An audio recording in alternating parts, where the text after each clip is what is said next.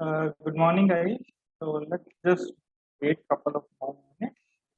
After that, we can start our today's session.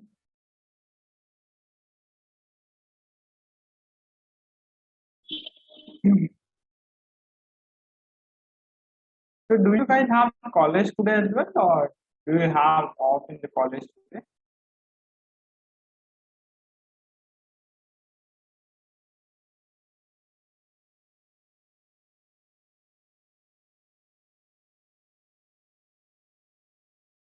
Okay. Okay, so only this class you have for today, right?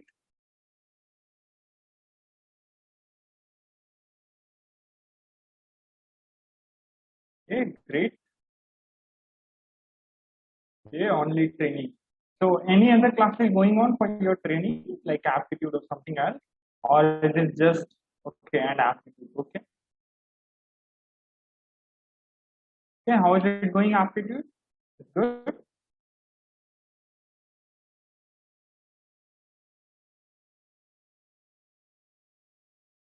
Okay, perfect.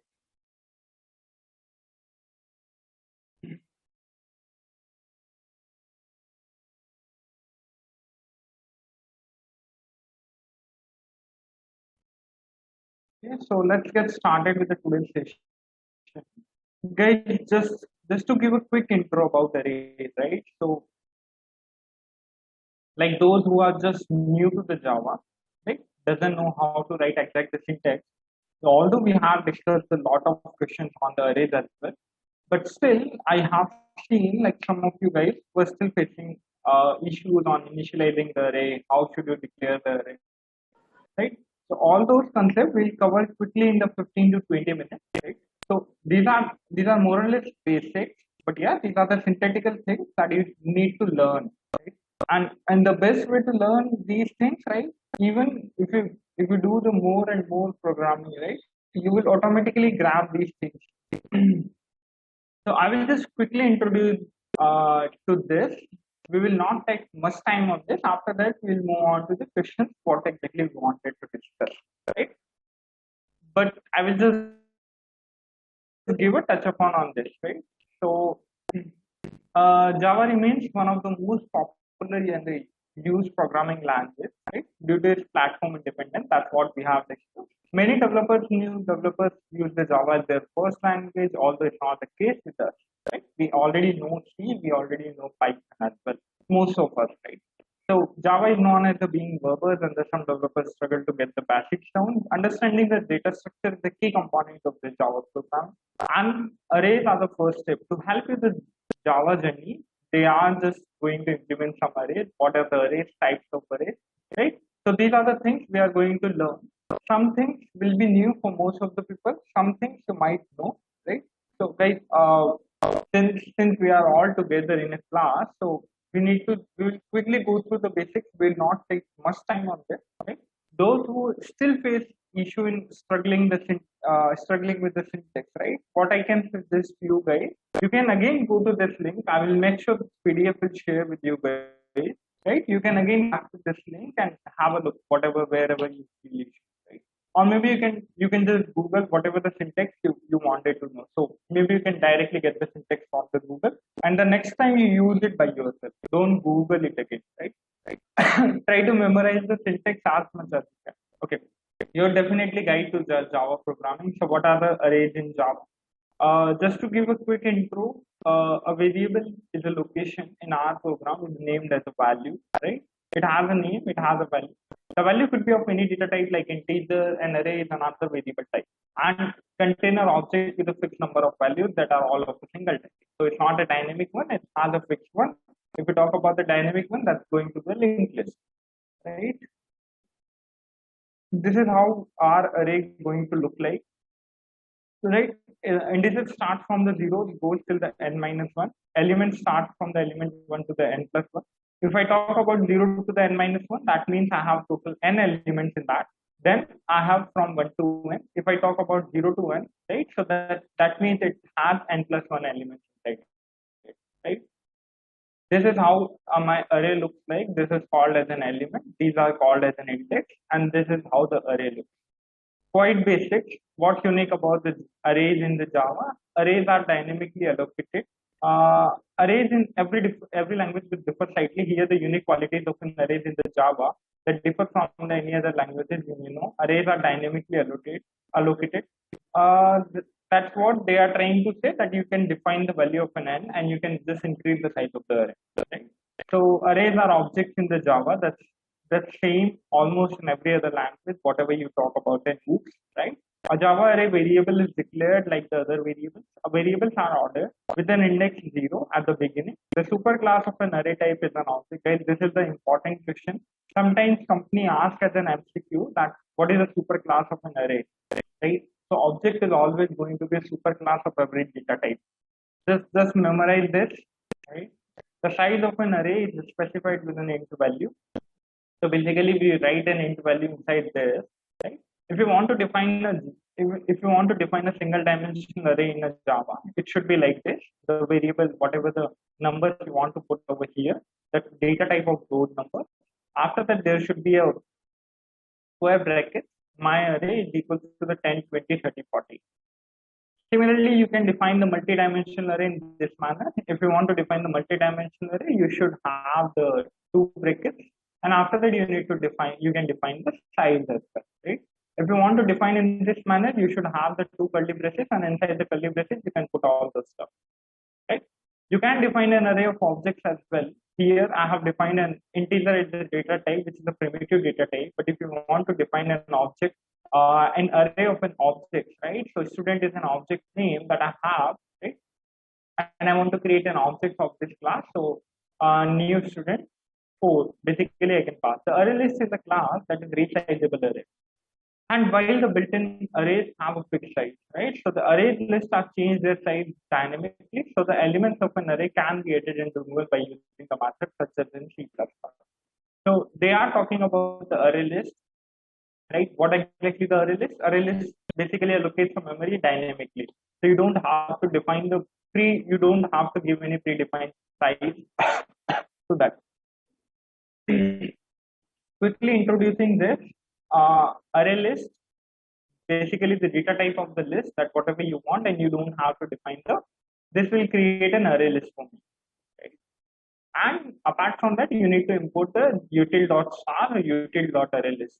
What is the difference between the util.star and the util.array list? Util.star basically imports all the packages of the util, right? So basically, it will import all the sub packages of the util class. When I talk about the array list, it will import specifically the array list package. Like declaring a variable in the Java. Now that we know the types of an array, let's learn how to declare a new variable in Java. These are the basic syntax, data type, name, and the array. This we have also.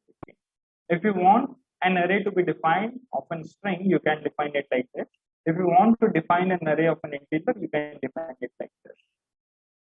Guys, do let me know if you feel it's going big fast, because I assume that these are the basic things that everyone should know.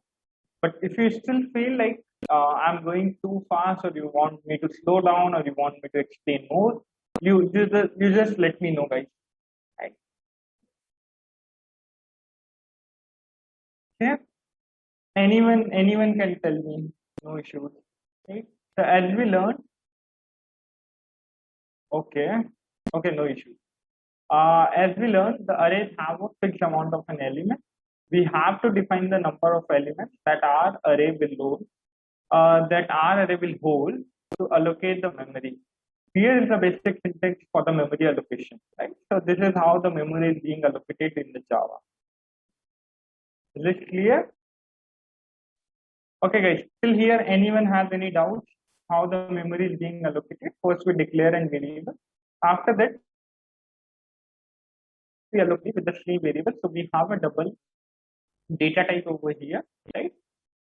Data, then the data is equal to new double file. You could have written it in a single line as well. That will exactly give the same meaning, but this is what we are just trying to redefine our structure. Maybe you can call it splitting the one line. We are just want to first declare first and then allocate a memory. Okay? But that could have been done within a single line as well. Okay, you want me to revisit array list. Okay, no issues. So what exactly the array list is? I will explain it quickly, right? Array list, what is the difference between the array and array list, right? So array in the when you define an array, you need to define a fixed size, right? If you see over here, anyways, we're gonna discuss when we are going to discuss collection, but just since it came in the middle of an array as well, so maybe we can quickly touch upon this as well, right? If you define an array, let's say we have defined array over here, right? If you define an array, you need to give a specific number that how many elements you want to put inside this. How does it different from how does a array different from an array list? First of all, array list is a part of a collection, right? When I say a collection, that means you can define it like this, right? Array list is equals to, after that you need to specify the data type. This is the same way you can define the hash map. Hash map has a two parameter. Maybe I would rather call it as a hash rate, right? So all the collections defined in the same way. First, whatever the collection name, right? After that, the data type of that. After that, the name of the array list that you want to give. New keyword, right? New basically indicates that you are creating a new class for this array list, and the same data type, whatever you are putting over here, you need to put over here. If you don't put it, right, it's not give you, it's not gonna give you an error, even if you put it as empty, right? Uh, Correct. Array list is basically dynamic memory allocation, right? If I tell you about the internal implementation, I don't want to go into the details since it's a basic array, right? But still, this much I can tell you that it's basically how does it dynamically allocate some memory. So let's say they have some predefined size for the array list. Let's say your array list at initial stage can only contain 100 elements, right? So if you put 101 elements inside this, what exactly happen inside the array list? It will just double the number of the size memory allocated initially, right? So if I just tell you in brief, so this is how my array list works, right? So let's say initial size, whenever the Java defined array list, right? So let's say it defines in terms of an X, right? So it will allocate X memory, but let's say you want to give the X plus 10 numbers, right? And since it is greater than X, so what exactly happen inside the array list? It doubles the length of the array list. So now my array list will dynamically get updated and it can store the 2x numbers, right? If I give now 2x plus 10, it will dynamically, since it's a dynamic thing, right? So it can double the each and every time. Now it can contain 4x, right? So array list is basically used for the dynamic memory. Whenever you doesn't know that how many elements it could have, right? You can make use of an array list. Is that clear? Any doubts? How to define an array list? This way is the defining of an array list, right? This way we can define the array list.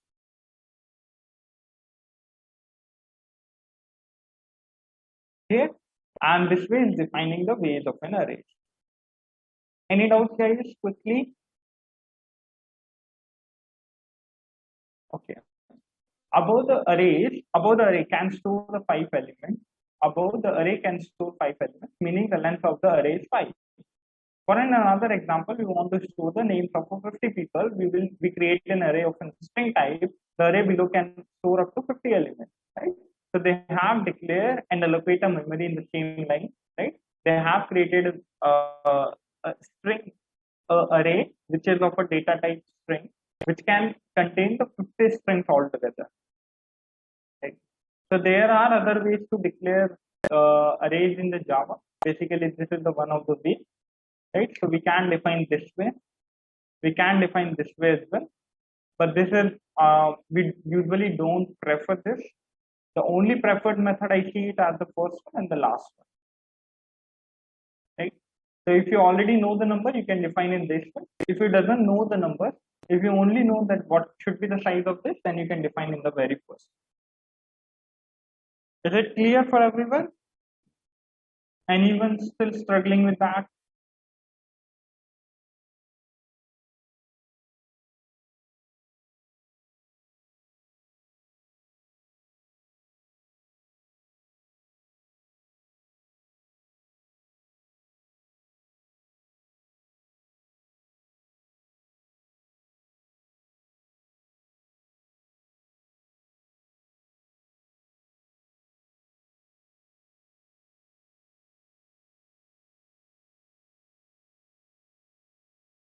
Okay, great. So I can hear so many clears now.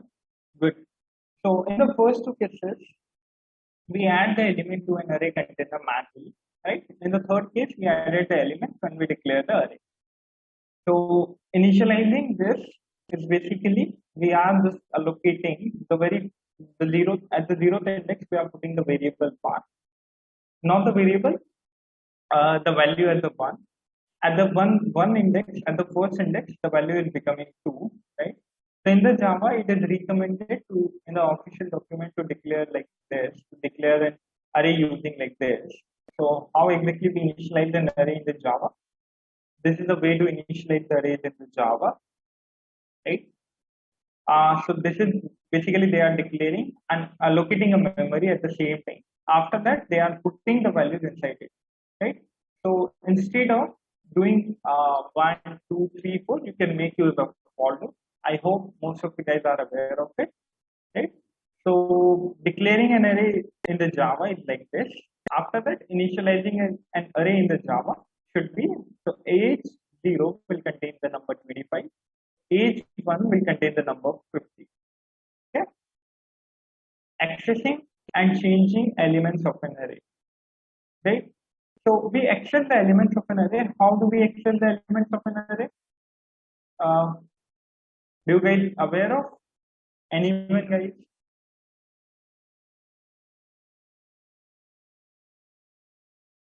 Correct. And you need to tell me the time complexity as well. If you want to access a particular element, right? What should be the time complexity as well? This is I know this is uh, out of the array topic.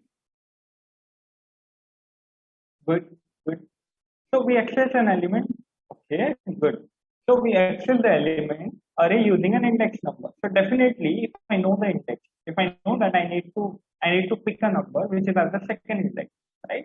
I can directly go to that location and pick up that number. I don't have to traverse the complete array. Since I don't have to traverse the complete array, my time complexity is going to be the big O of one, which is a constant time complexity. It's independent of n. The reason behind that is I don't have to traverse the complete array. I know that my element is present over here. I need to go to that particular position and pick up the element. That's it. Right? As we discussed before, the index starts with zeros and ends the total array size minus one. If you want to access all the elements of the array, you can make use of a for loop. Kind of a basic thing, right? Below is the syntax for accessing an element. How do you, let's say the name of my array is an array, right? So array index will give me the element at that particular index, right? Can you tell me what should be the output for this? Quickly.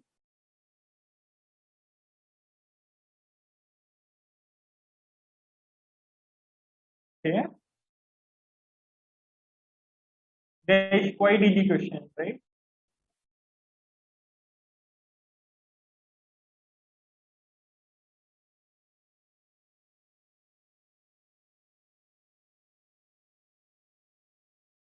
Correct.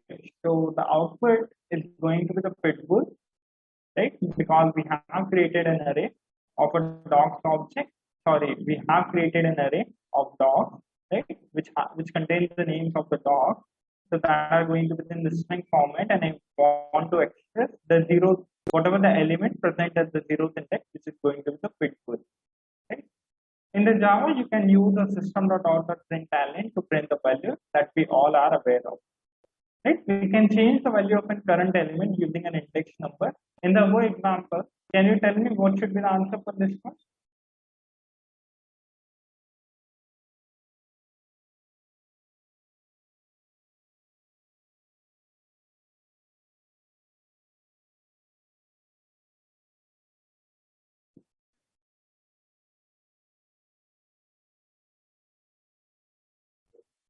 Correct, correct, good, good.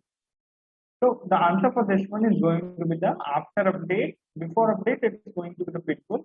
After update, it's going to be the terrier, right? Because we are updating just using the index. First, we have extracted the zeroth index, which will return with this. After that, we updated the values to the terrier, right? After that, if I print, it will print the terrier. Okay. looping through the array's element. So how should we loop through with the array's element? Of course, it's going to be either for loop, either it's going to be the do while, either it's going to be the while. That these are the loops which we can make use of. Right? So instead of printing each element, let's say, what should be the output for this one, guys?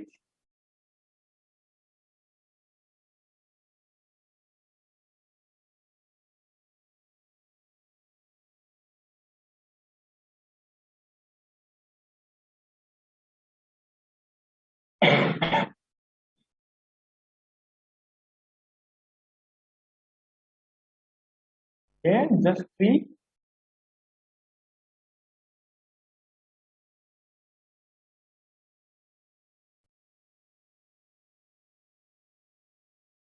Okay, ideally they should have written it like this because in this manner. Okay,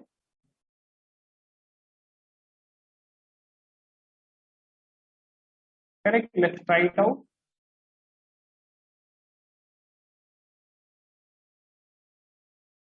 Correct. So what exactly they are printing? They are printing using for loop. They are printing a statement as well over here, which is basically will print it as it is. And after that, we will be keep on printing whatever the elements you are have. Right?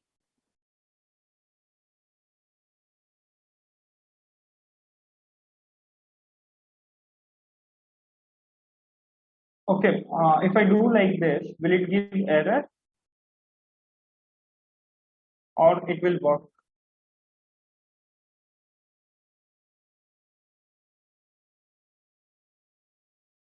How many of you say it will work?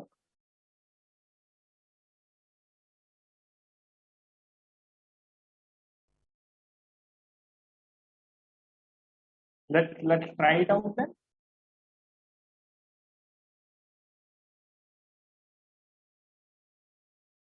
What it exactly the error says is correct. It's an array index out of bound exception. The reason behind that is we cannot iterate till the edge dot length and is equals to the edge dot length, right? So if what is the edge dot length is the 4, right? So if I iterate till the 0, 1, 2, 3, 4, right?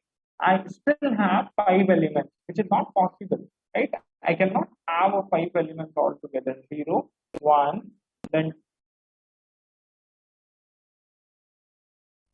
2, then 3, then 4, right? I cannot have all these 5 elements. There should be only 4 elements, correct? So the here length we have given it as a 4, and we trying to extend the 5th element as well, which is basically at the 4th index. If I talk about in terms of indices, this is at the 0th index, this is first, this is second, this is third, right? So it will go out of index and it will throw an array index out of bound exception.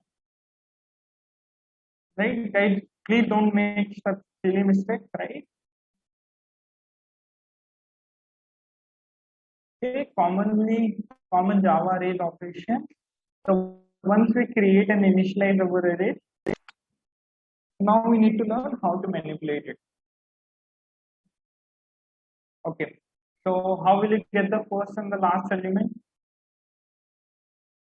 You guys need to tell me the syntax. Assuming the array name is array, right? ARR. You need to tell me that how exactly are you going to get the first and the last element over here, right? And the size I will define it as n. Size of the array is n. What should be the first element? What should be the last element?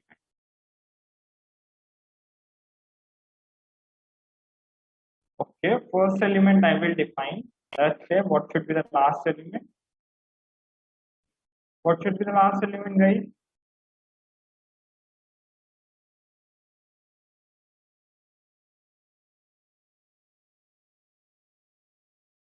Correct. Good. So it should be array of n minus 1. The reason behind that, why it's n minus 1, why it's not n? Because we are starting from the 0. We are not starting from 1, right? The indices start. If I have a size n, that means my index will start from 0 till n minus 1, right? Both inclusive, right? So this is what they must have given, correct? So, okay, uh, add a new item to an array, right? So let's have a look at it over here as well. Since array holds a fixed size of values, we cannot add items that exceed the limit. Instead, we can declare a larger array and copy the elements of the smaller array into it. The array class has a method to replicate the values of an array for this purpose. So if I just do array dot copy the name of the array, right, and the array dot length plus one, right? If I just want to keep the new array dot length minus one is equals to the new item. Can anyone tell me what exactly they are doing?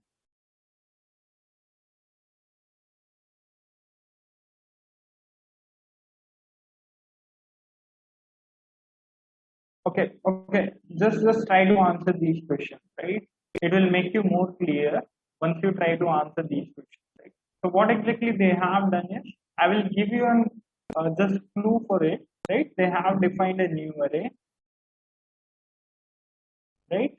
I want to know the size of the new array with respect to, and I want with respect to the old array was an array, right?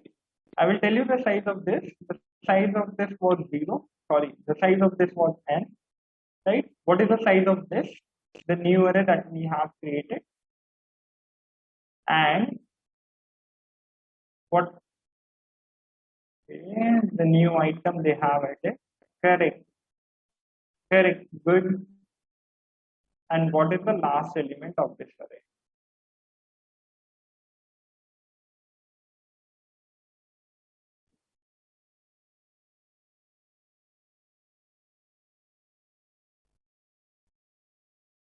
So, can anyone tell me what is the size of a new array that they have created? Looking at this,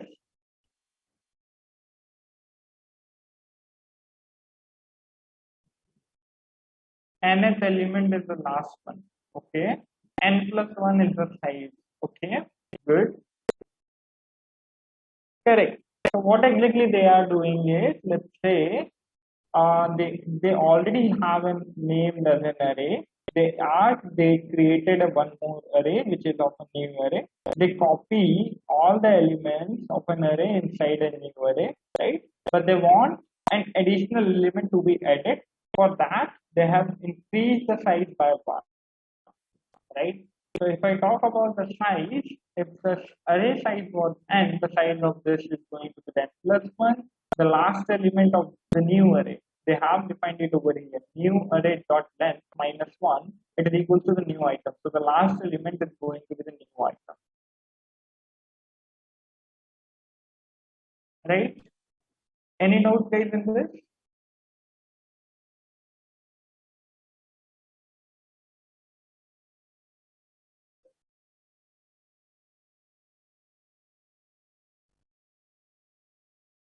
I won't say these are the commonly used things, but you should be knowing of these stuff as well. That okay, we do have a copy of method.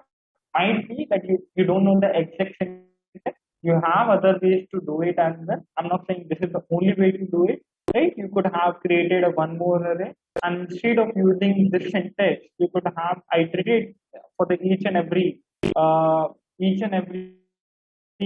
character or each and every integer contained inside the array and copy the value, right? This is also one of the possible ways, and this is what exactly the copy of does, but we do have a predefined method in the Java as well. Okay, moving on to the next, guys.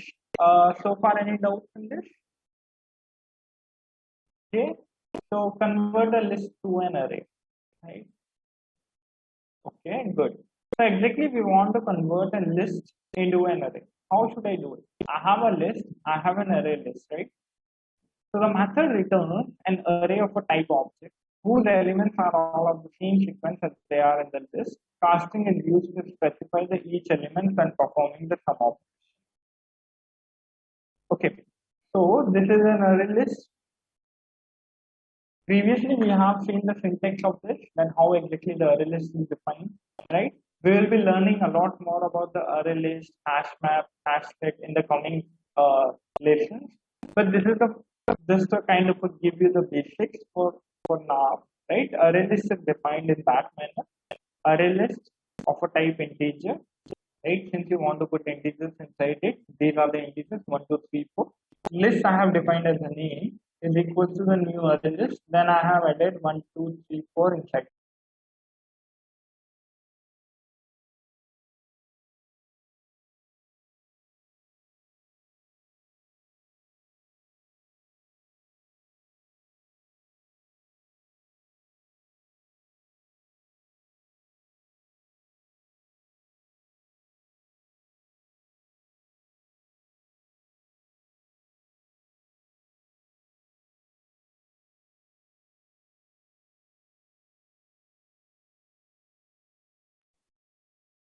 Yes, so basically we do have an object, right?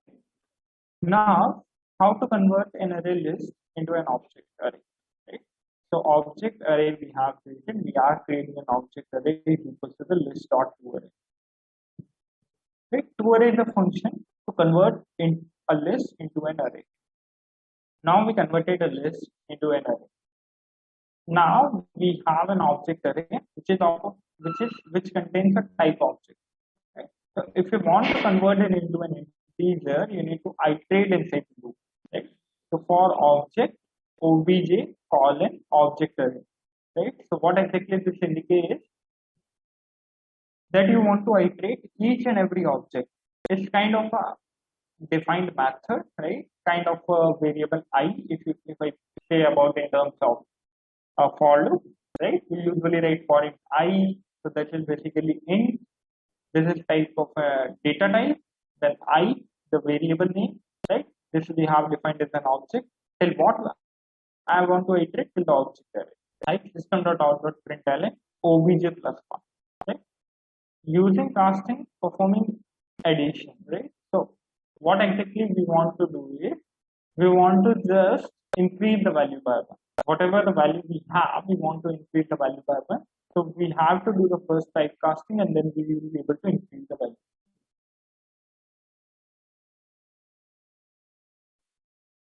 I won't say this is too useful, right? But sometimes you might need to use it very, very few times.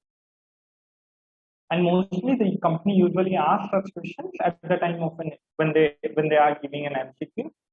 At that time, there is a possibility that they might ask such questions. Right? Any doubts?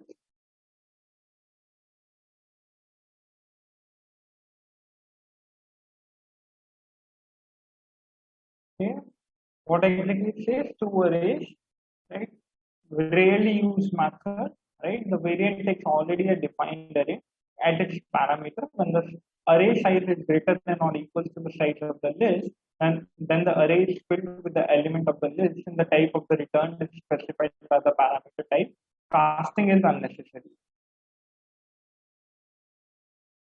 Yes, so basically this is also the same way to convert into an array list. Not, I have never used it, right? So I don't think so the people use it, but if you want to go through that, maybe you can go through that. But it's not like too useful for me, right? To memorize these syntax. Rather than I would say try to learn out these syntax. These are the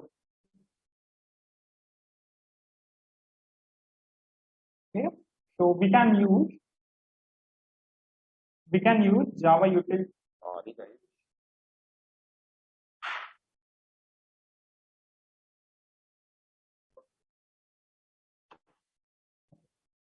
We can use Java utility.random when we want to access a random element.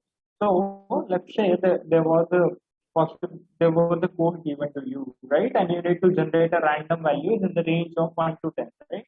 So you should have some logic that your computer will automatically generate the random values for you, right? And it should be in the specified range as well. So we can specify like this new random dot next array dot length. Right? So whatever the length we want to specify, we can specify and can generate a random value. So it will generate it might print in the range, it might print any of the values. Right? Insert a value between the two other values. inserting an item in an array between the two others is somewhat tricky, right? So why they are saying it's a tricky? Because if you want to insert an element, right? Let's say you want to insert an element over here. You want to insert an element 5 over here. So what exactly you need to do? You need to right shift each and every element by one. And this is why they are saying it as a tricky. The class array utils was created to make this possible. Here, we specify the index where we want to insert the value.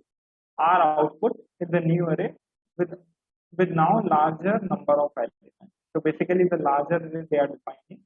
Array utils dot insert at 12th position I want to insert at 2 position, right? At 12th index in the array, I want to insert the number 77. Right? So you don't have to manually do the right shift of each and every element, whatever is coming after it. That will automatically take care of it and return this complete array. That clear? Array utils dot insert at what index you want to put the name of the array, and at the same time you have to give the number as well. Okay, let's move on to the next. Check if an array is empty or not. Right? We can use the length attribute of an array to check whether if it's an empty or not.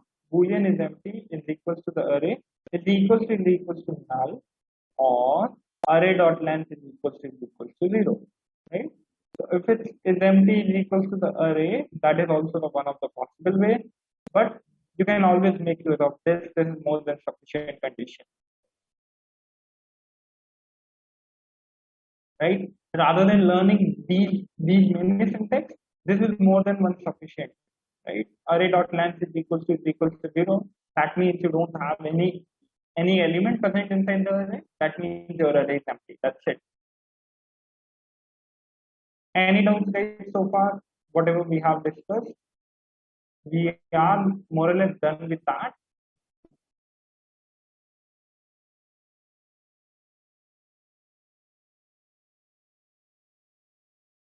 To do one kind of problem, right? Did anyone get a chance to try it out? Okay, repeat the insertion. Okay, which insertion you want?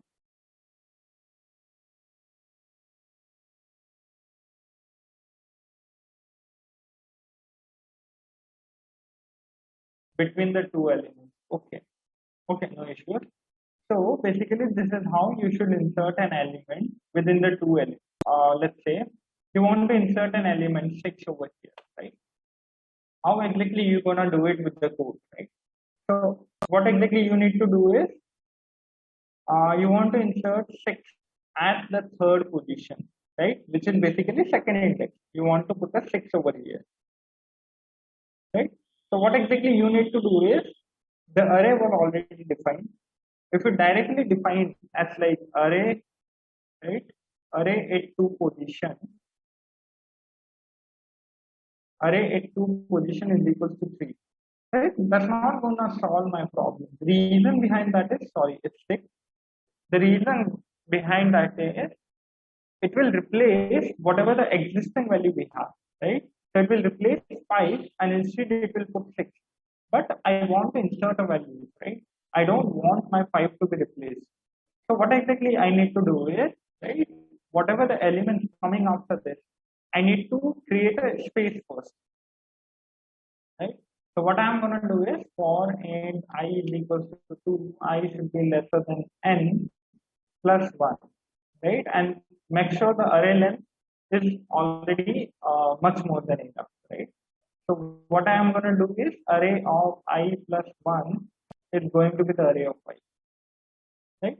So what exactly this gonna do is this gonna make it like this gonna make this place as a 5, right? This place will also become 5. This place will become 3. This place will become 4.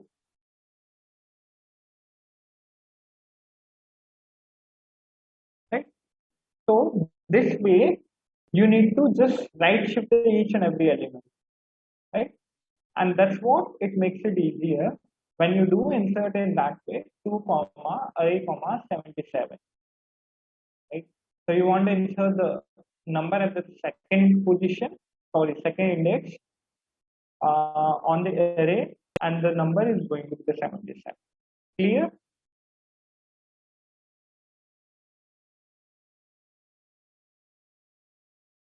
Okay.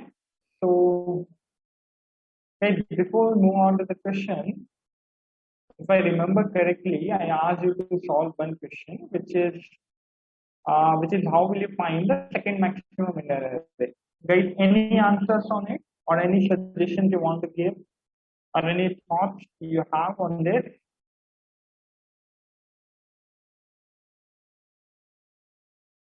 And if you didn't try it, make sure you try it now, right? I will give you two minutes to think about it and think about the approach, what we discussed for finding the maximum one. You need to kind of relate the first question to the second one, and whatever I'm going to discuss next is going to be dependent on this one.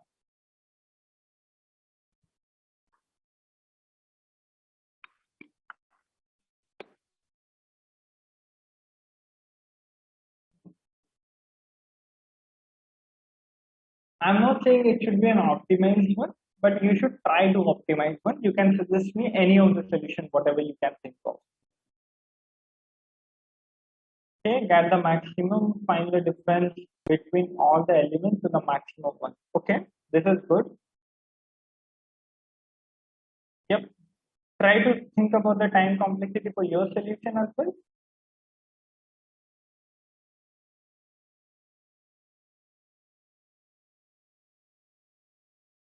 Yes, this approach works.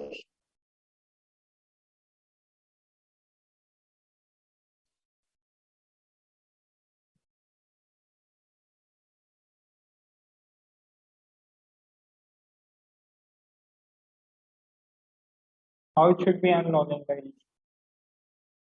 Are you doing sorting over here?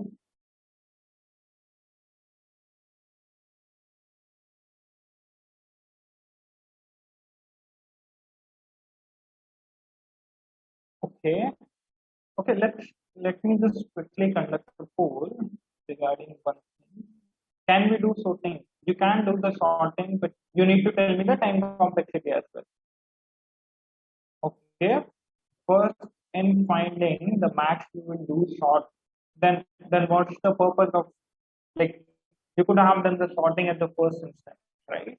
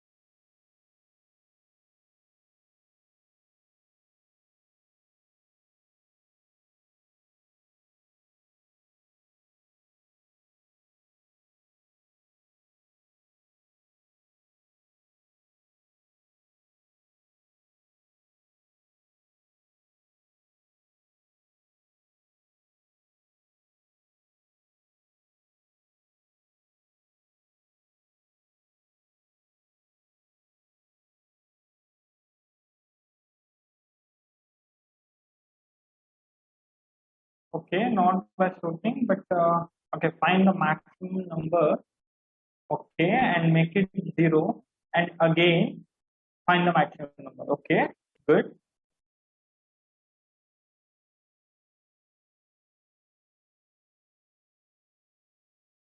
Correct. So what's the time complexity in that case?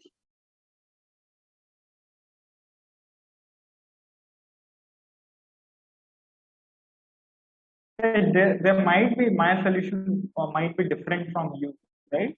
But because a code might have n different approaches to do, right? So it's always good to think about out of the box as well.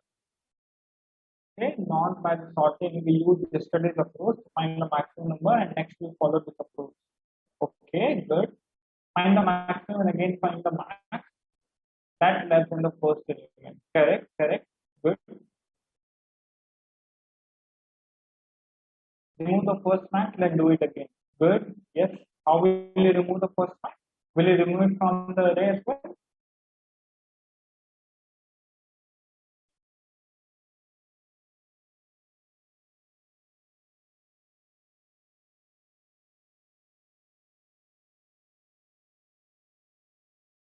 Okay.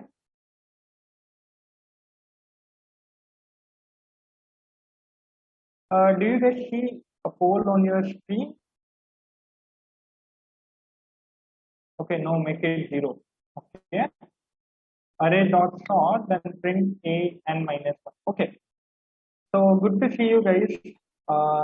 Your responses are good enough, right? I appreciate it that you guys are at least trying to do it. Okay. Correct, correct. That also works. Right. So the various approaches I got. Let's discuss all the approaches, whatever I have. And guys, do make sure you try it out once by yourself.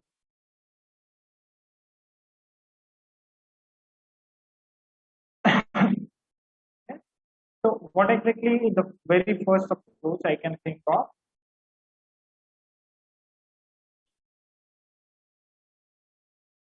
The first approach to do the question should be like, right? Okay, I can sort the array, right? Sorting will take n log n time complexity. If I directly sort this, right? So I can make use of a syntax that is array dot sort, and inside this I need to pass whatever the array I want to sort. The time complexity for this is going to be the n log n. After that, if I print the last second element, okay, correct, that's going to give me an answer.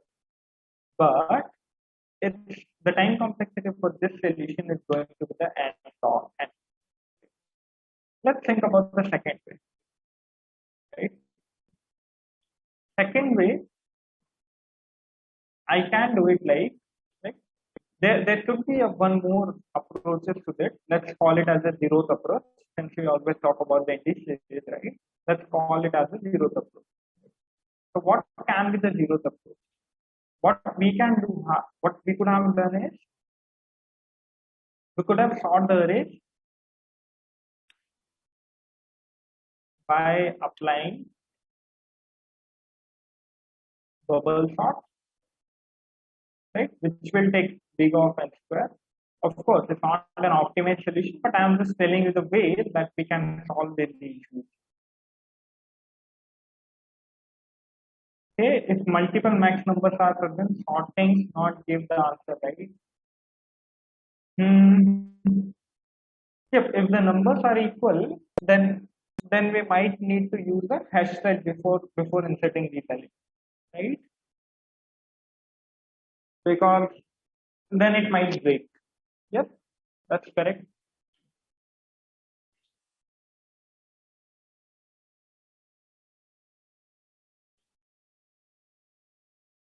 Right? But that's a quite edge case, and how this edge case can be avoided, we can discuss this as well. Right? So sort the arrays by bubble sort and print last second element. If they are equal, we'll merge them. There is no need to merge it, right? And if they are equal, what exactly you can do is before doing this, right? You can put all the variables inside a hash set. So put all elements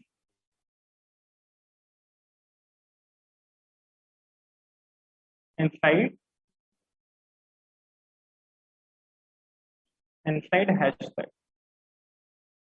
And now take all the elements from hash set and sort, right? So this way we won't be having an edge case, right? Okay, the same we have to apply it over here as well. Okay, let's talk about the second. What is the other method to do it? So the other method I see it as, right? First find the maximum number. What is the maximum number? Let's say I got my number maximum first number, right? Then what I can do is I need to find the second max, right? For second max, there are two ways to go over here, right? Let's talk about the first way. Right? If I think about the very first thing, it could be like this: ignore, ignore first max, right? And how you should ignore it? If my number is equal to the max number. If my number is equal to max, ignore it, right? Don't do anything. Else, keep printing the number, right? This is the very first way. The other approach I got from you guys, right? That is also one of the valid approach, right? So what you can do is you can just make the max variable as 0, right? So once you got the max variable, right, replace max as 0. Once you replace the max as 0,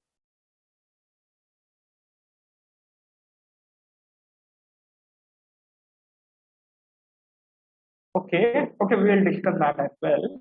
Replace max as 0 and then find max again, right?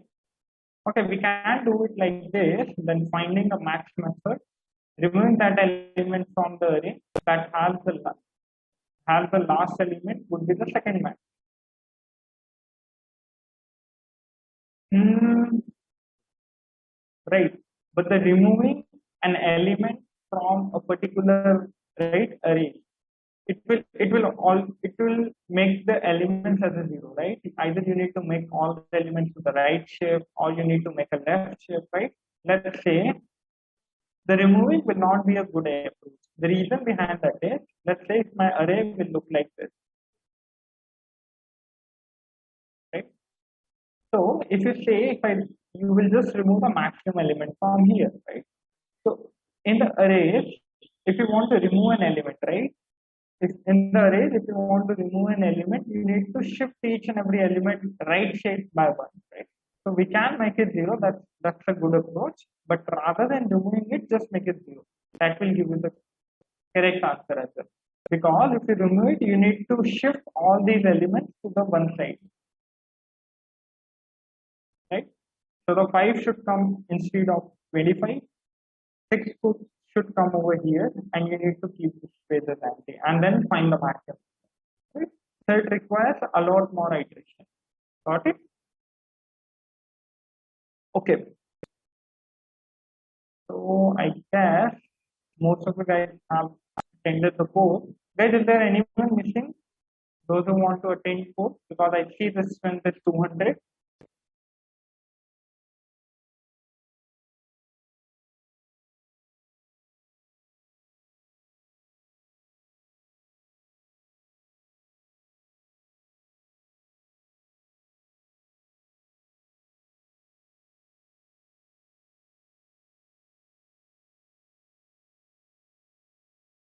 Okay.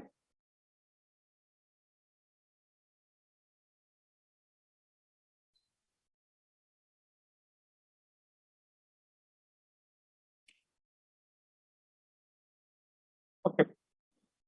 So I'm ending the poll now, right? So let's quickly move on to the next problem. Okay, is this okay? What is the time complexity for the second way?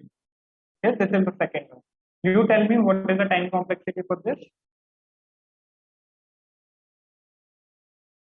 What is the correct? What is the time complexity for finding the first max? It's going to be the big of n, right? So how exactly it's gonna look like? Let me have a look at the solution as well. Aha. Okay.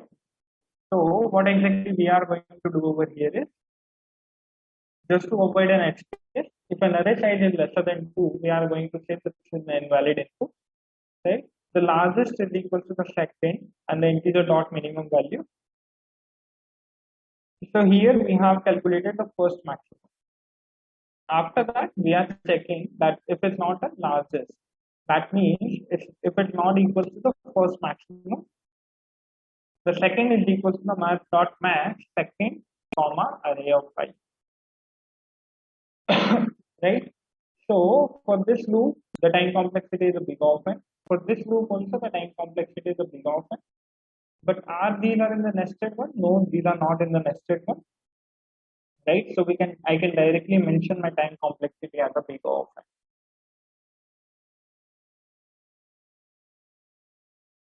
Any doubts, guys?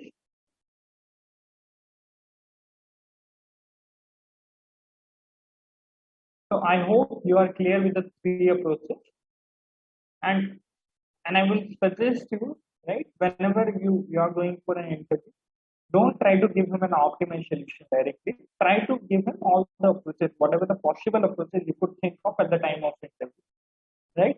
I'm not saying you can think of all the approaches all at once, no, but whatever the approaches you have in your mind, try to tell him so that he will understand that, yeah, okay, this guy knows this approach as well, correct? Okay, so let's quickly jump onto a question, right? Which is, so let's try it out.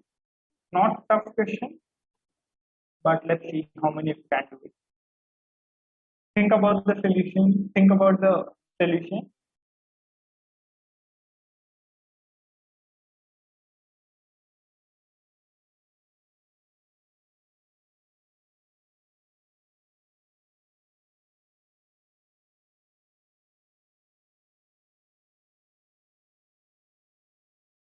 Okay, if max is equal to the real zero and C is equal to max.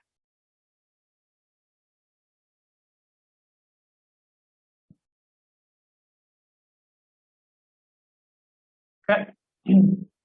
Correct. This approach also works. We will discuss a question on that as well, where you need to specifically use this approach.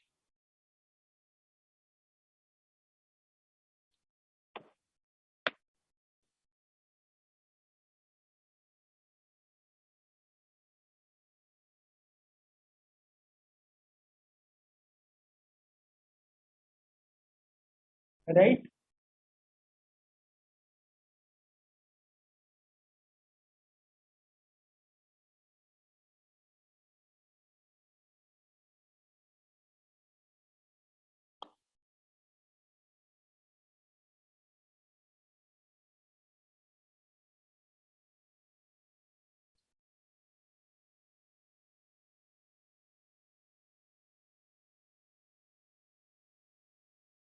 Okay.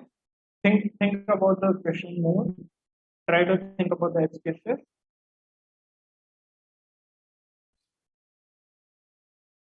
Okay. I'm ending the code now.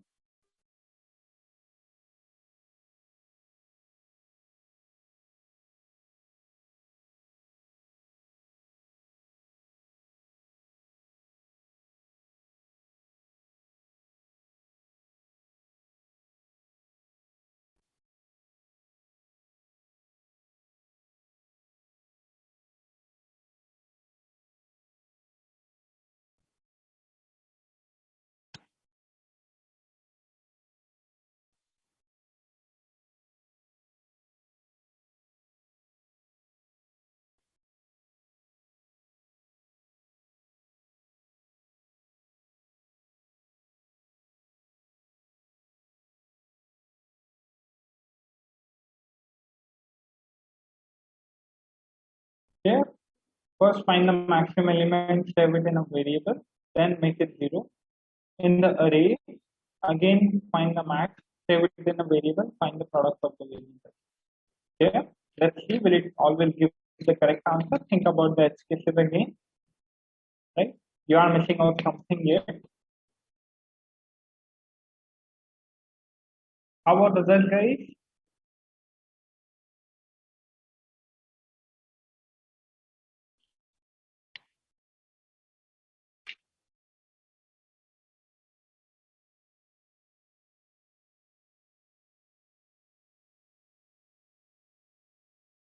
Yes, it is.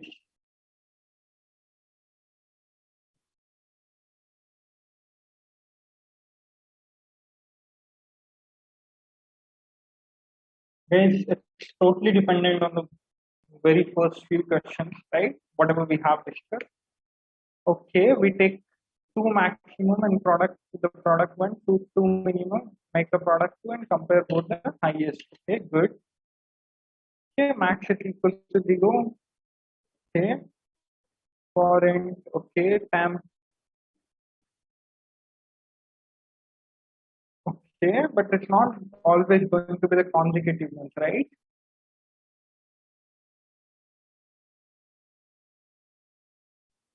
This will not work if they are not now the numbers are not in the consecutive manner, right? They can be any of the numbers. It's not like this should be the consecutive.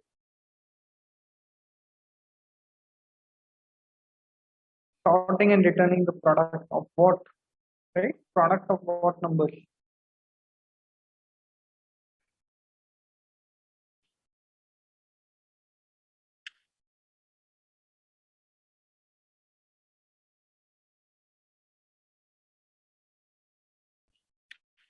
Okay, last to largest number. Will it always give you the output?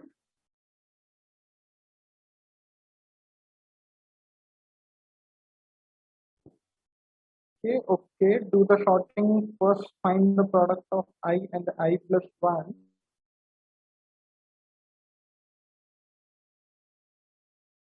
For all, find the largest pair. Okay.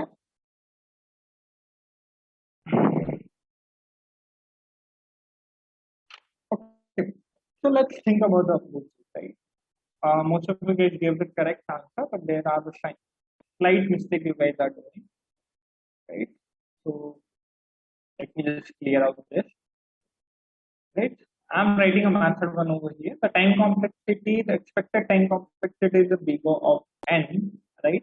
Though they haven't mentioned it over here, since this is not a very popular website to do the time complexity and all this stuff. But the time complexity from my side, it should be big O of n.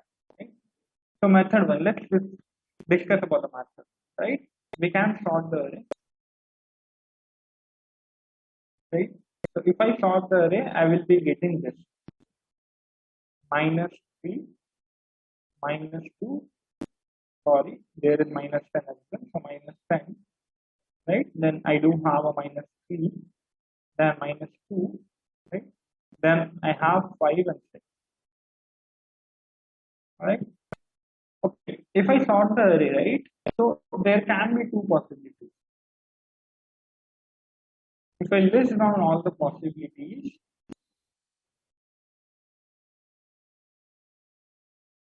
no, it should, for this method, we are discussing the n log n, right? We will try to optimize it and see how can we make it big of n. But the time complexity is supposed to be the big of n.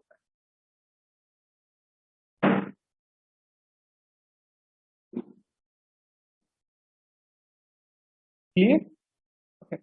So let's think about it, right? So there are two possibilities. Either I can multiply the minimum two numbers. Why I'm multiplying the minimum two numbers? Because if I multiply the two negative numbers, this is again going to give me a positive number, which is 30, right? So that's not always the case. If I make it 100, right, it would have become 300, which is the largest number, right? So first of all, most of the people are making a wrong assumption that I should always multiply the last two numbers, right? We should take both the both the minimum ones, right?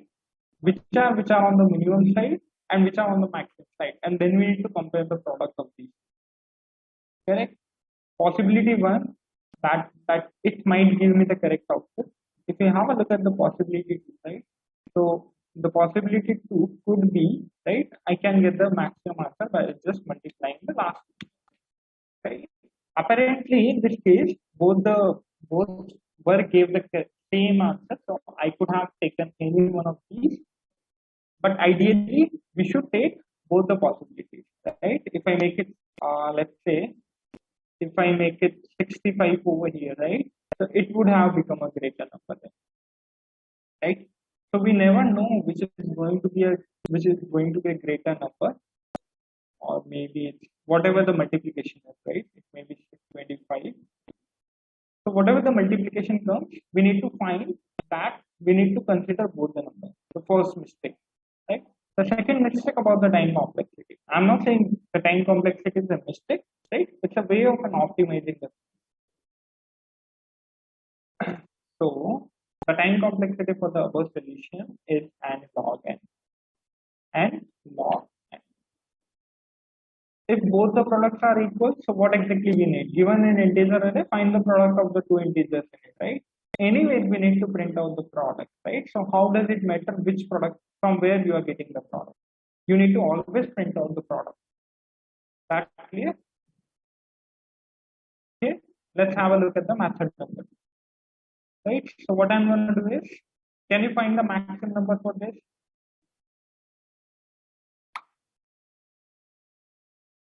Right, yes, you can. What is the time complexity? Big of n. Right, can you find the second maximum number in that?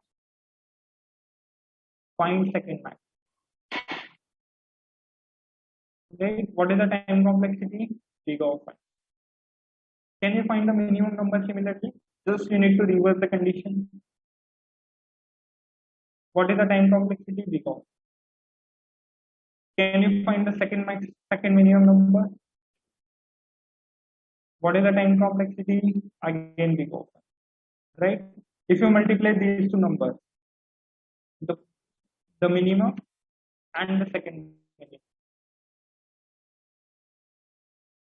right? As well as you need to compare these two numbers, the max into second max. Whichever is greater, right? Whichever is greater, you need to print the same. You could have done it that way. Whichever is greater, just print out the same, right? If it is greater, print the second minimum, else print the product of these two numbers. Okay, if pair is asked as an output, of course, they will define it explicitly. If they wanted to ask a pair, right? So you could have printed both the pairs if both the pairs are getting the same output. And if more than one pair, you are printed all the pairs. Right?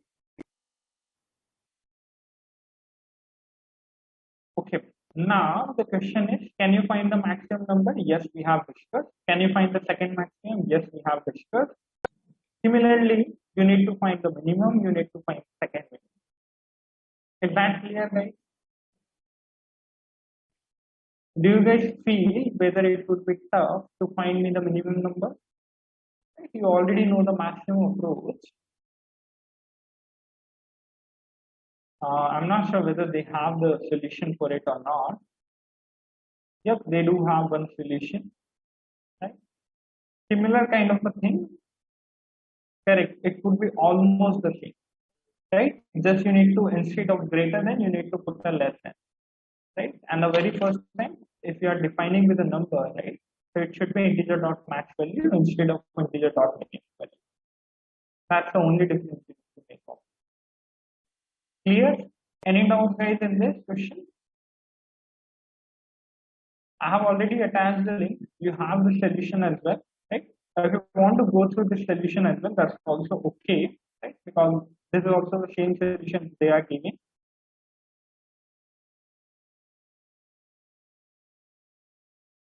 And if you guys have any doubts in understanding the solution, ask me in the next class. I'm not going to explain in the same class.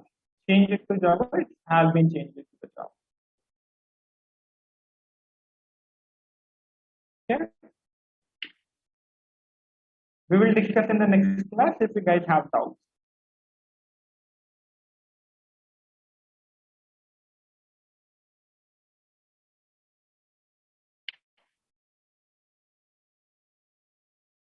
Any doubts, guys, so far? I have explained you the pseudocode. If you guys have doubts, you guys can always ask me, right? From the next classes onwards. But I want you guys to try it out first, so that you will have a basic understanding that how. Okay, I'm not saying that you should always follow this method, right? This method is not as great, right? You can always use the method what we have discussed. Conditional, the time complexity will is still going to remain the same. Right?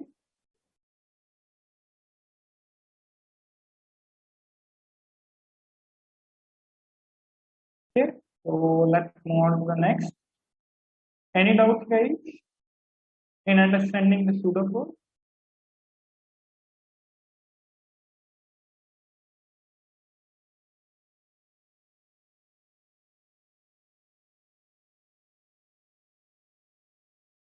Okay, so let's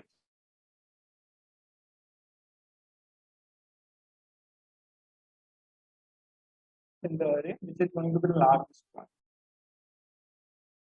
right? The largest three distinct element. How will you find it? Right? With this also, you will get a clear understanding of the question what we just discussed. Think about it.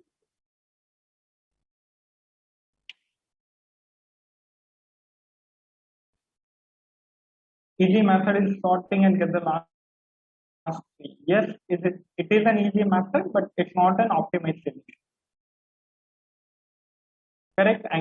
But you need to understand that they have given one more constant, which is you need to take the distinct numbers. It shouldn't be the same. If it's the same,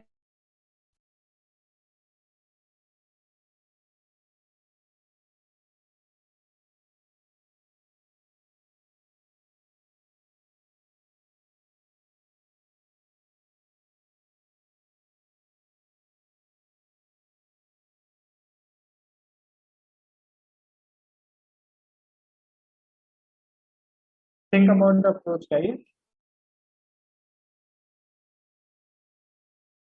Correct. So one approach I got, I'll sort and take the last three numbers.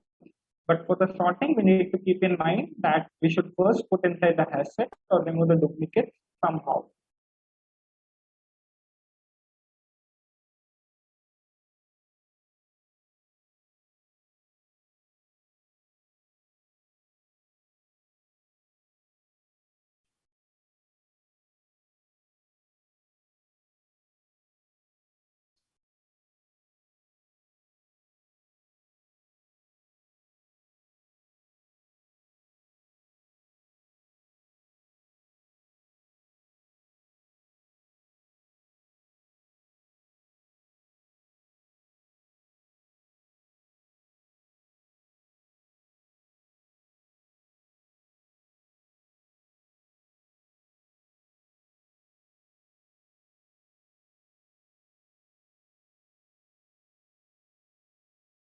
Guys, at least suggest me something, right?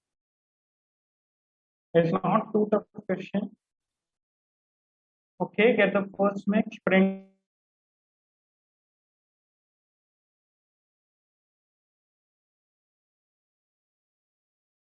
three times. Okay. So that means you will make it zero and again and again. Okay, that's also a good approach. Right? But there is a one more better optimized approach. I won't say it's kind of give you an optimization, but it can save a bit of time for sure.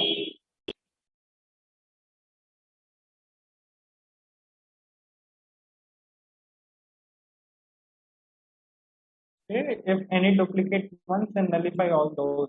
Okay,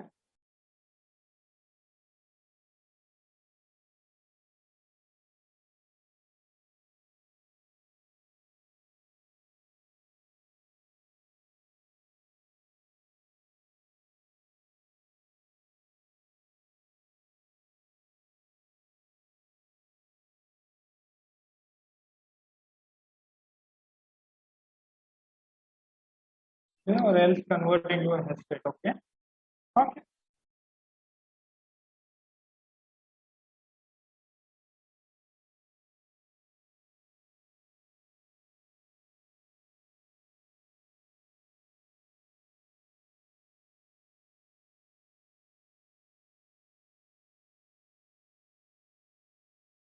How about others, guys?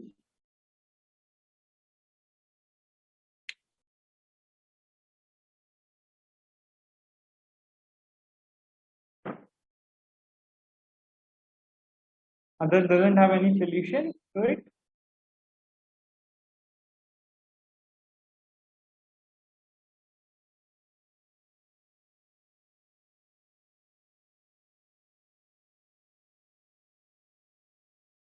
Okay, okay, no issues.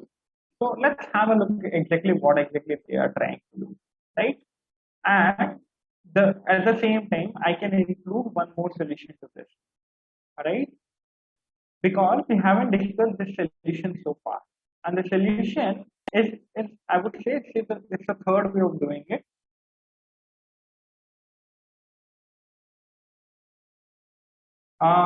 No, you cannot initialize to the minus infinite. They have this given you as a reference, right?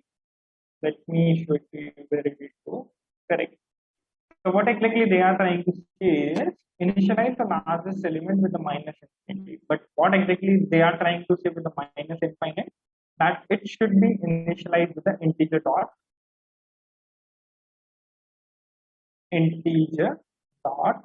mean value,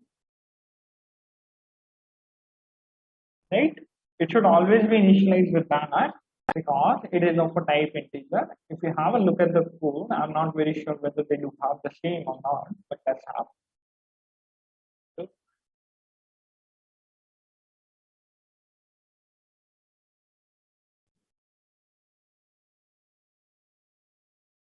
correct. If you have a look, they have defined with the integer dot minimum value, right? So the minus infinity says minus infinity just says whatever the maximum value you can get is within an integer range. Is that clear? Okay. Now, what exactly? Correct. It should be least integer value. Okay. Now we are going to iterate through all of the arrays.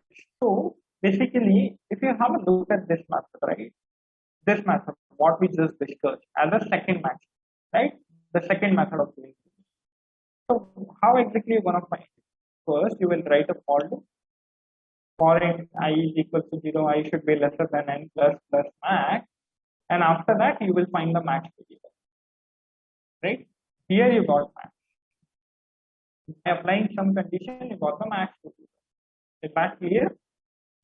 But after this, you will store this max variable into some array. So you got the max as, let's say you got the max as 100. Now you need to again iterate these numbers inside another for loop, right? Int I is equal to 0, I should be lesser than n plus I, and then again do the same stuff, right? If max is not equal to the array of I, then you will find the second max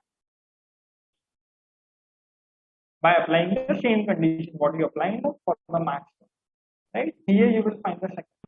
So if you see it carefully in this method also, right?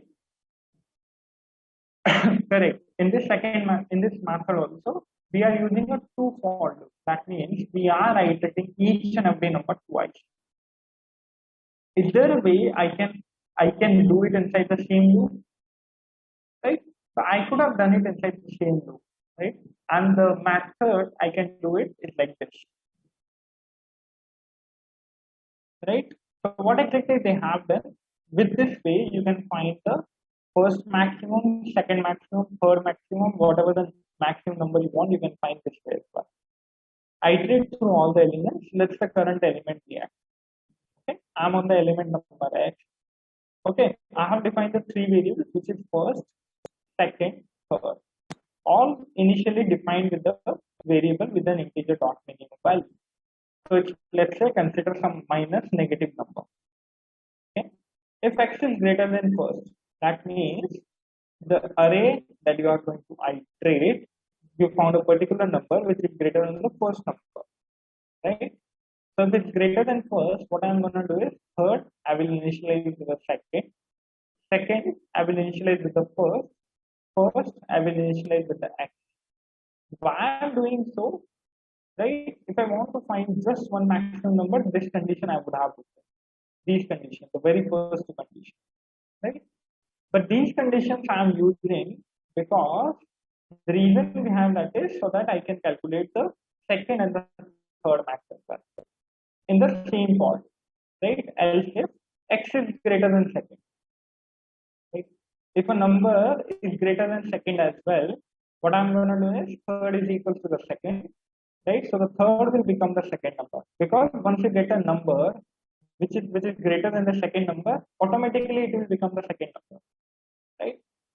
So if you get a number which is greater than the second number, then the second number should become equal to the x, right? But the third number should also become the second number.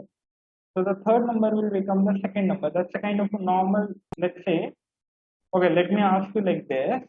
If you are running in a race, right? And you beat the second person in the race, what's your position now?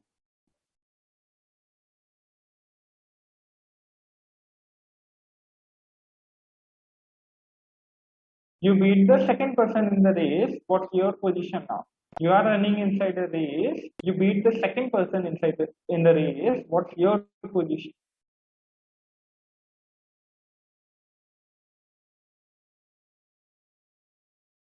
How about other guys? Guys, just a general aptitude question I'm asking.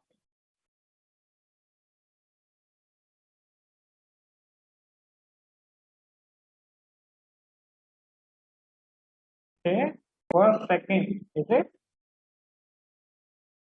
First, okay. You beat the second person in a race and your position will become first, is it?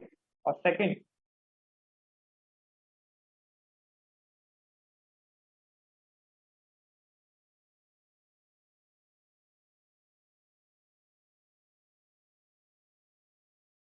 Guys, think about it.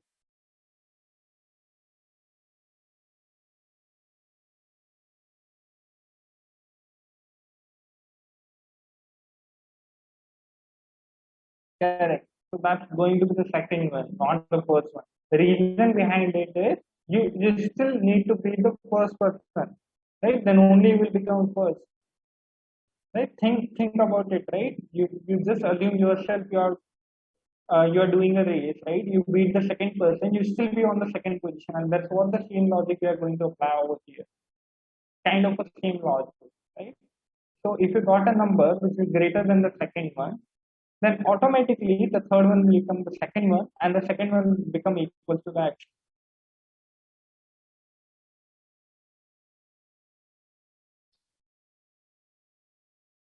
right? Okay, so let's quickly move on to the next. How exactly we are calculating for the third one? If x is greater than the third as well, then the third is equal to that. Because if x is greater than first, then it will not go inside the else if part. It will just wrap it over here. Right? If x is greater than second, right? It will only go then over here, right? So basically, I will get the first and second and third in the respective variables. Now, the first number represents the first maximum, the second number represents the second maximum, the third number represents the third maximum. You could have done it for the two numbers only as well. Right? Or you want to calculate the two max, the first and the second max, you could have applied this logic as well. Okay. Can you just quickly make the few changes in the code and how exactly we'll find the first and the second from this? What are the lines should I remove?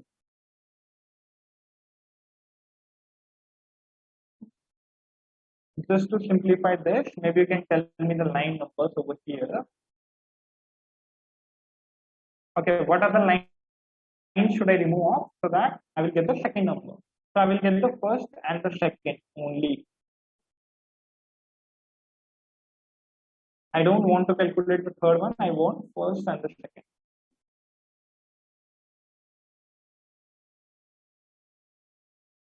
Okay, if a of I is greater than a of I plus 1. Okay, last line, is that sufficient? If I just remove these lines, any other lines I can remove which are not needed.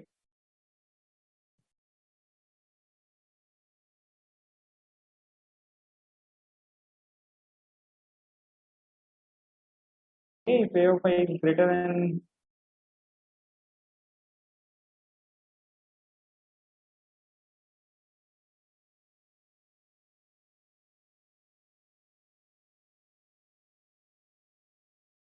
okay, I is equal to 0.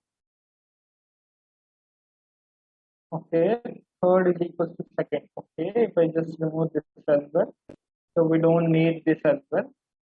right? And we don't need this circle, correct? So this will give me the first and the second number as well, right? Good. Any doubts, guys?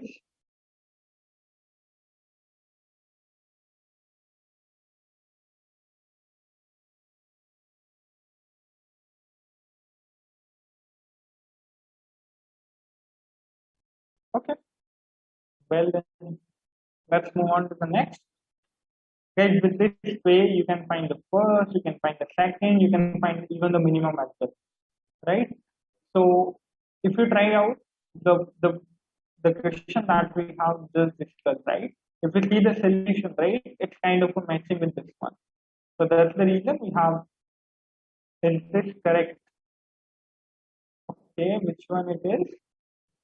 Okay, AI is greater than, no, we cannot do like this, right? Because the reason why I'm saying it, right, it cannot be always be the consecutive one. You are assuming that these are supposed to be the consecutive ones, but that's not always be the case, right? If you sort the numbers, then definitely you can do it like this. But if you have already sorted it, you can print out the last value. Okay, so we are done with this PDF.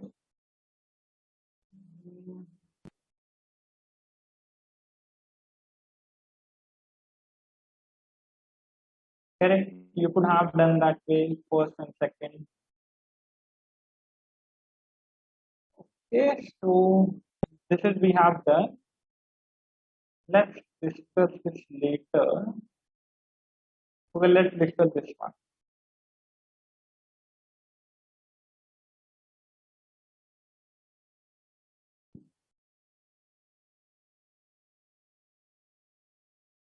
I guess I forgot to attach the link for it, but maybe I will attach it. Or maybe you can directly Google this question. You will find the GFG link over here.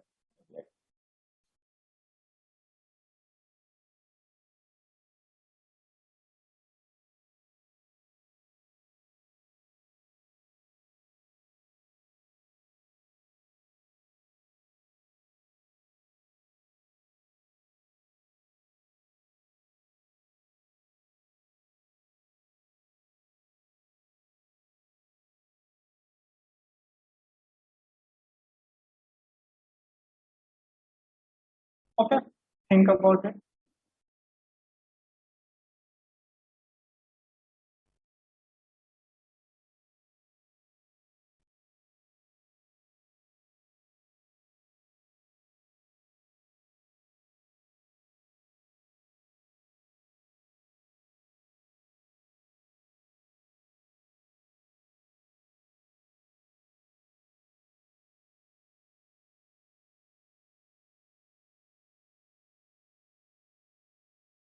Correct. It's the same.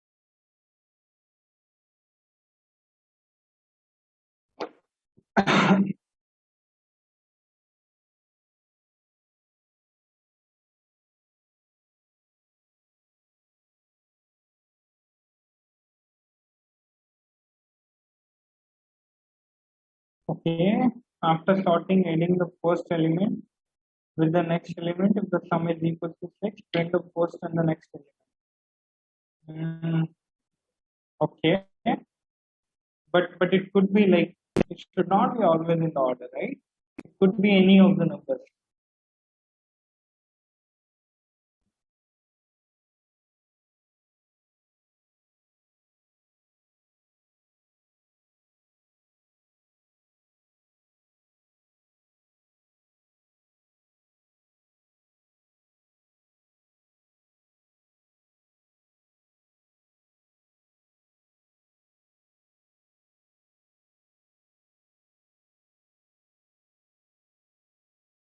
Yeah, I want to know if any solution exists for the single for loop. Yes, there exists one.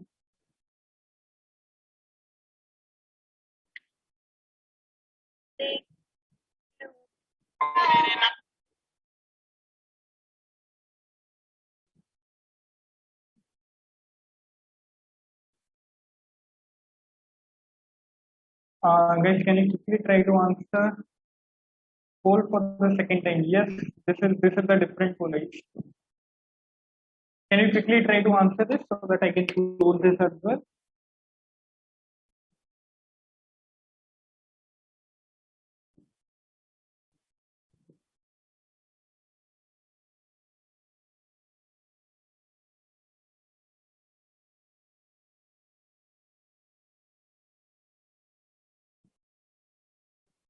I have already sent it to the all.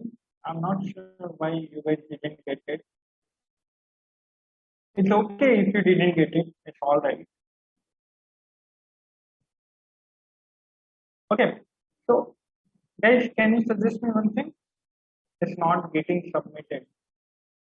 Okay. I'm not sure why it's not getting submitted, but most of the guys are able to do it. It's okay if it's not getting submitted. It's all right. No issue. Right. So let's discuss two folders. Okay. Correct. So the one solution I see it as, right. First solution, let's think about the brute force approach, right? I can make it run with the brute force approach as well, since this is an easy question, right? So I will explain you the both the problems. It's all up to you guys what exactly you want to do, right? So let me go with the brute force approach first. I can quickly write it. It's just an easy, very easy question, right? You need to find just the two numbers whose sum is equal to six. What can I do is for int I is equal to 0, I should be lesser than n plus I. Right? For int j is equal to the I plus 1, j should be lesser than n plus j. Right? What I need to find is if a of I plus a of j is equal to k. I need to just increase my count by one,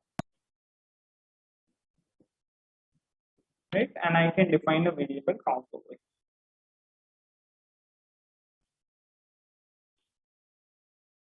right? And I can just print out the count.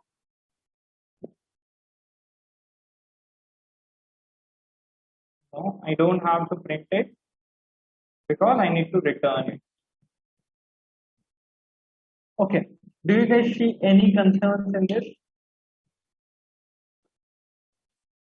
Let me ask you a few questions before I run it, right? Tell me the time complexity for this, right?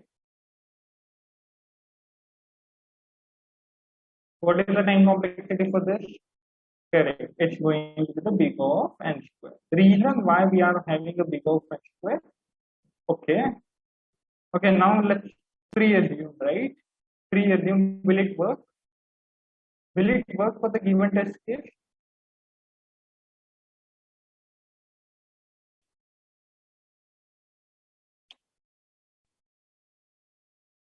Okay, okay, let's see. Okay, so what exactly we are doing is we are summing up the each and every number. So I'm starting from this number, right? I will sum up 1 plus 5, 1 plus 7, 1 plus 1. If it is equal to k, right, I will increase my count.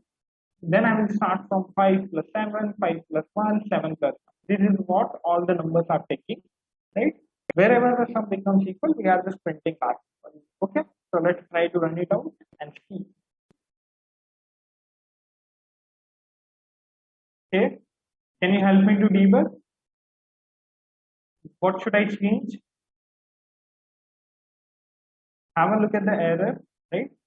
And think about what is the mistake I did. Okay, good. Arrays. Okay, I will make it A as well. No issues on that since it's just a parameter. Correct, correct, same thing.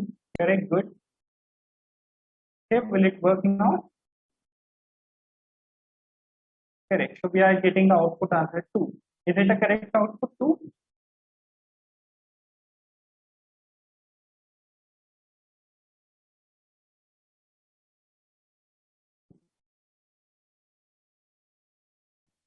Okay.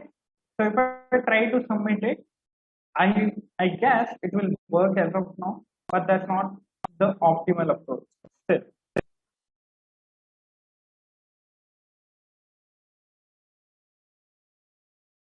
what did we go wrong in the first attempt? Okay, so what exactly the error was? They have given it as an array, right? And I have taken it as an A, so that's why it was getting failed. So if I made it A instead of array, right, it will get passed.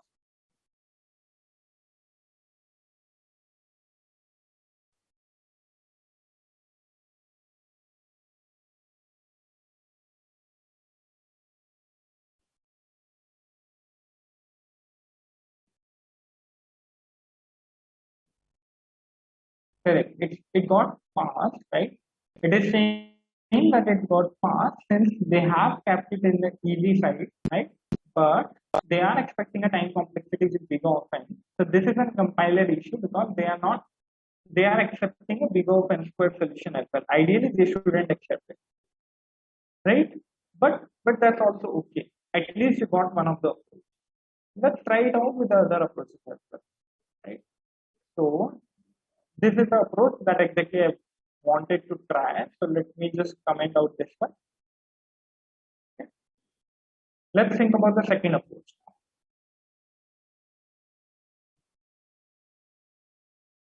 Okay.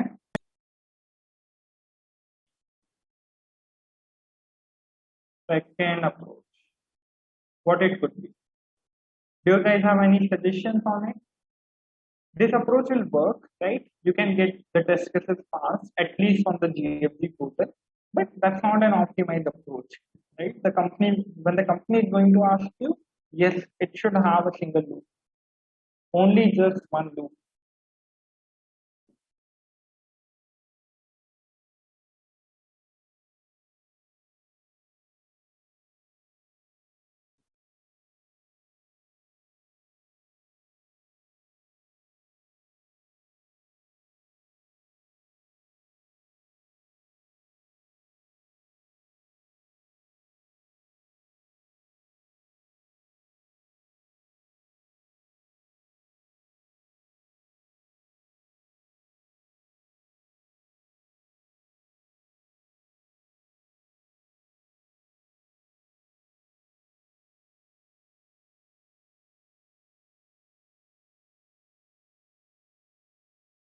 Okay, so one loop is enough. Okay, if we check, okay,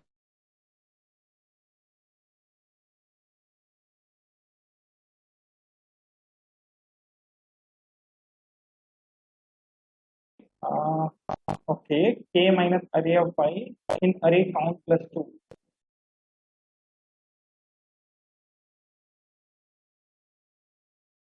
Okay,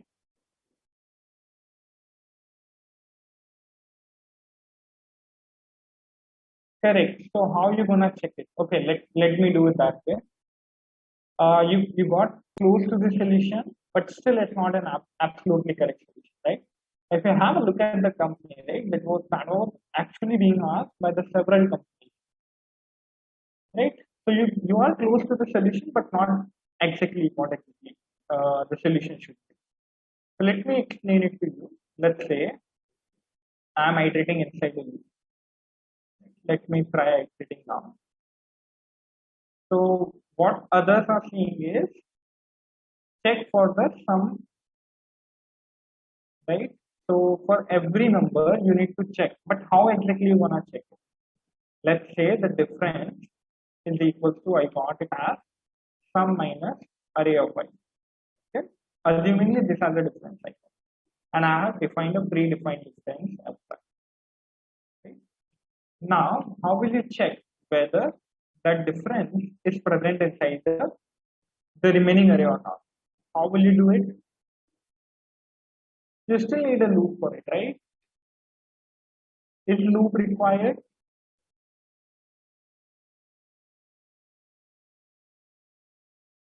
Is loop required for this?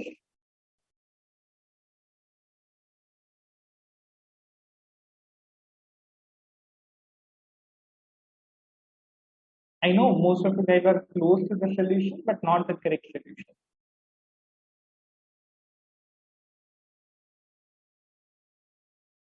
For every array of I, checking k minus array of I in array. Correct. No, same loop is okay. Okay, how will you check inside the same loop? Right? Let's say you got this difference. Now, this difference you want to check whether this difference is present inside the array or not. So how will you check it?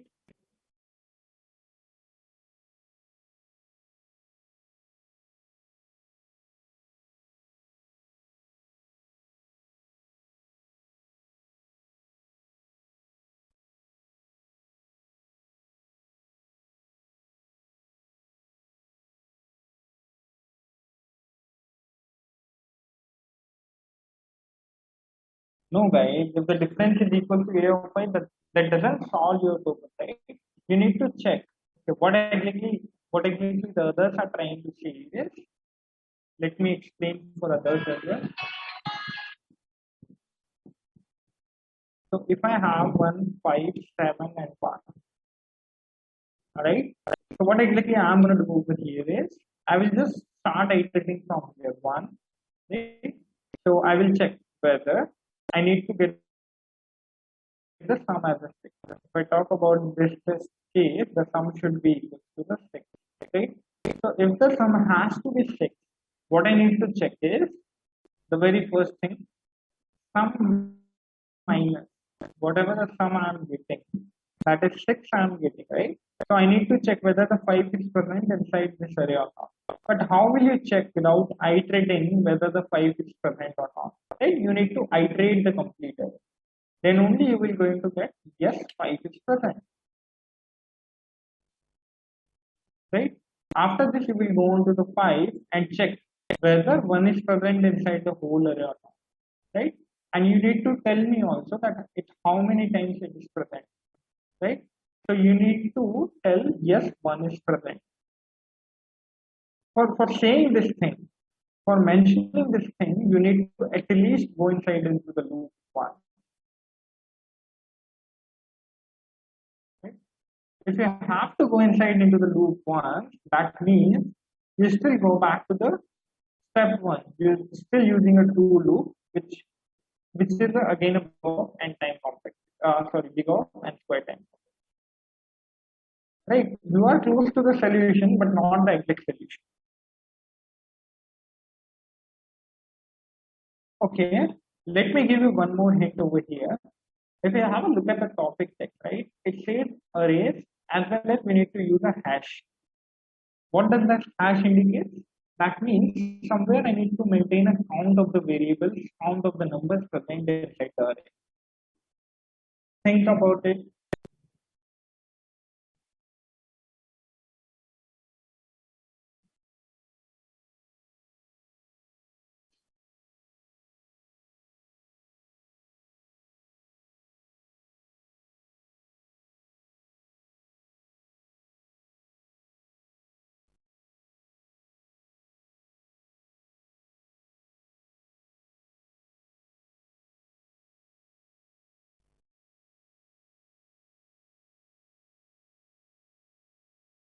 Okay, so maybe I can quickly refresh this page and let's try it out from start.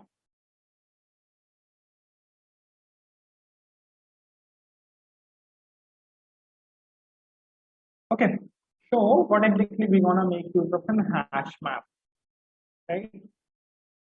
Okay, it looks like a big term, right? But it's actually easy if you want to use it. So let me explain it to you how exactly the hash map.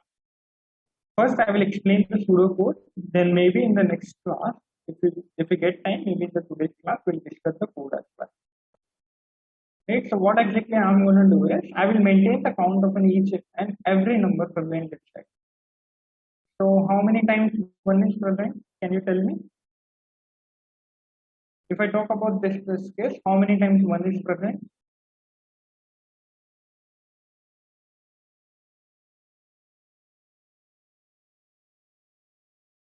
Guys, how many times one is present?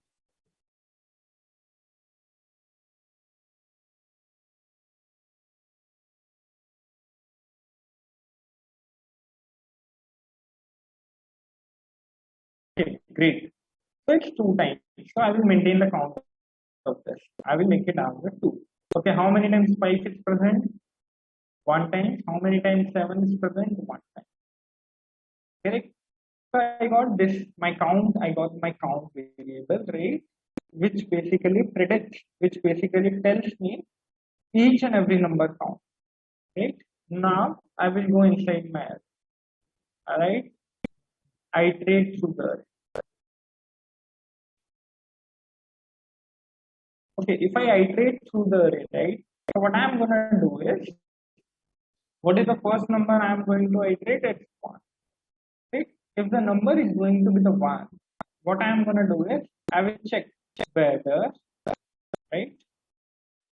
Check whether the sum minus the number itself is present inside this hash map or not, right? Sum minus array of I is there inside that. Correct. The number of occurrence of the sum minus array of I L, right? If not, if it's not, I'm not going to do anything. Don't do anything, right? If yes, then only you need to increase the sum. But there is still an issue, right? When you go back to the 5, I don't want to take the 1 and the 5 and the 5 and the 1 in the separately, right? Since we have 2 1, that's why I got my output as a 2. But I haven't taken 1 5, then the 5. But here, if I go for this 5, right? If I go for the 5 1 5, right? Correct. If I go for the 1 5 and the 5 1, I will consider both of these. Is there a way I can reduce it? Is there a way I can uh, discard one, right? So whatever the count I'm getting, I will just divide it by, right? So my answer will be going to be the count by, right? But there is still an edge case we are missing out. Can anyone tell me what is the edge case?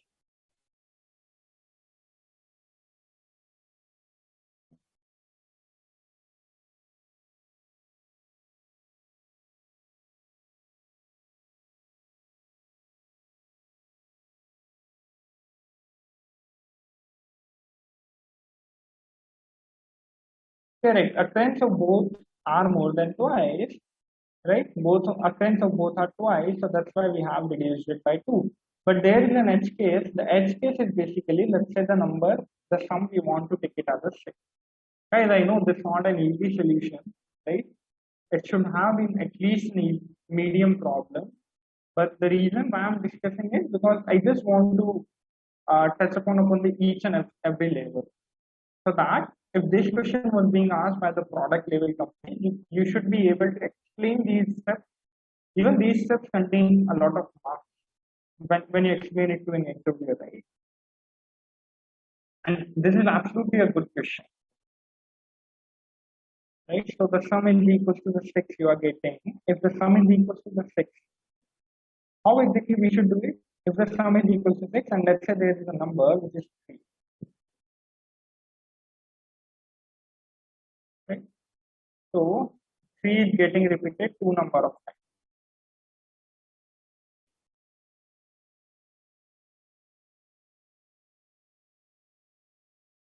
Right? So you don't want to include the 3 comma 3 and the 3 comma 3, right? Since that's the reason you have to do the count by 2, and apart from this, you have to do one more thing. Self repetition is there, correct? So the self repetition is there. So if sum minus whatever the number we have is equal to array of I, you need to decrease the count value. The count value should also be decremented by 1.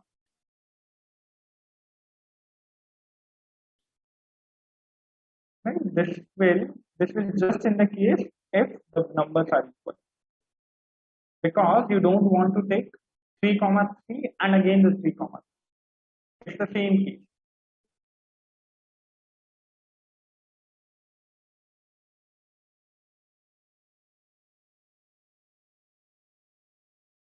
Right? So couple of new things we have learned in this, right? First of all, how should we judge a question? Apart from that, we will discuss the implementation of this as well in the next class. In the next class, we just have a look how exactly we create a hash map, right? What is the hash map in Java? Just I want to give you kind of a basic so that you guys will not blank when I'm going to explain the solution for it, right? What is hash map? Of course, we are going to discuss about this into the details, but still, this question is kind of related to the arrays and the hash map as well as being asked by the several companies, which you can see, right? So that makes it more important for me to discuss. Otherwise, it will keep on skipping and we will never get a chance to touch upon it. Right? So the hash map, what is a hash map? Maybe just a basic syntax. You can just learn about the basic syntax. Right? I can tell you it's a key value pair. Right? The syntax even we have discussed in the today's class. Maybe I can just tell you that it should be defined in that manner. The same way as we have defined an array list, because it is also part of a collection. So string, right, comma string, whatever the, okay, here we want to take it as an integer, so I will make it as an integer.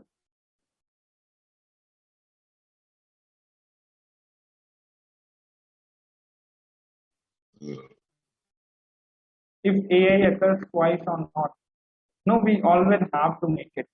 I will explain you in detail when we will be discussing the code, but you have to keep that condition inside the for loop itself. Right? Okay? So there is no way either you can, if you want, you can put an integer for my integer as well over here. It will not give you an error, right? Even if you don't put, it will also work. Right? That's the same case. Now, how do we put a value? So I will just do a half of the question in the today's class and half of the question I will do it in the next class. Or maybe you guys want me to do in the next class. If that works for you, we can do it in the next class.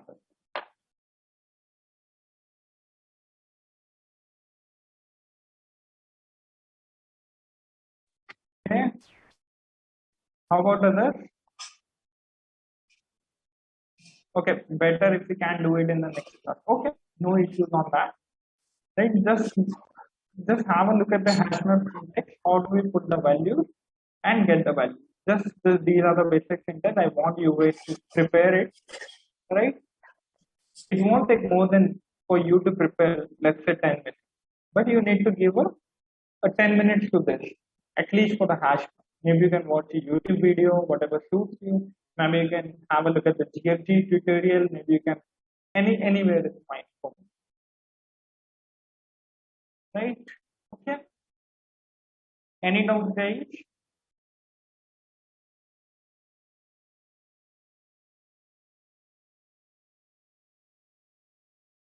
Okay, thank you. Guys, do let me know if you guys have any doubts. Even in the middle of the class, you can always ping me. Feel free to like ping anything inside the even inside the class, because this is the only time when we will be interacting. Right? Okay. Okay. Thank you.